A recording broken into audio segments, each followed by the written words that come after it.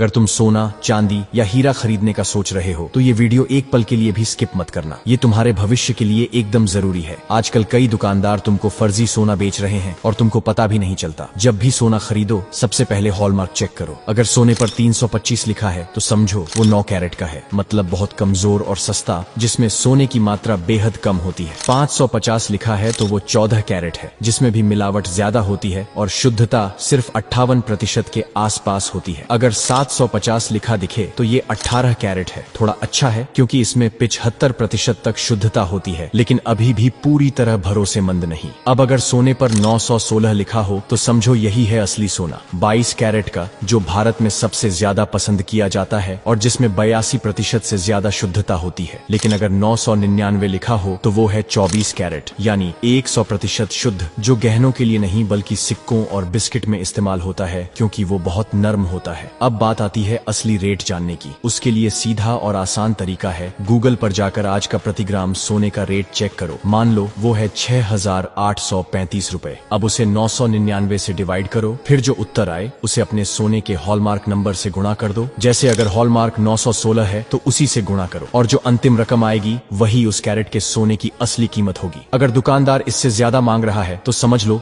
वो मुनाफा नहीं बल्कि लूट रहा है। यही तरीका हर बार अपनाओ जब भी सोना खरीदो, चाहे लोकल दुकान हो या बड़ी ब्रांडेड शोरूम, क्योंकि ब्रांड के नाम पर भी अब लूट हो रही है। और यही फॉर्मूला चांदी और हीरे के लिए भी लागू होता है। चांदी पर 950 लिखा हो तो वो 95% शुद्ध होती है और वही खरीदनी चाहिए। हीरे में सिर्फ कैरेट नहीं बल्कि कट, कलर और क्लैरिटी भी जरूरी है। और अगर GIA या IGI सर्टिफिकेट नहीं है तो वो हीरा भरोसे के लायक नहीं। इसलिए अगली बार जब भी किसी ज्वेलरी शॉप में जाओ, सिर्फ डिजाइन और चमक पर मत जाओ, नंबर देखो, कैलकुलेशन खुद करो और दुकानदार से सवाल पूछो, क्योंकि जागरूक ग्राहक ही कभी लुटता नहीं। बाकी तो हर चमकती चीज सोना नहीं होती।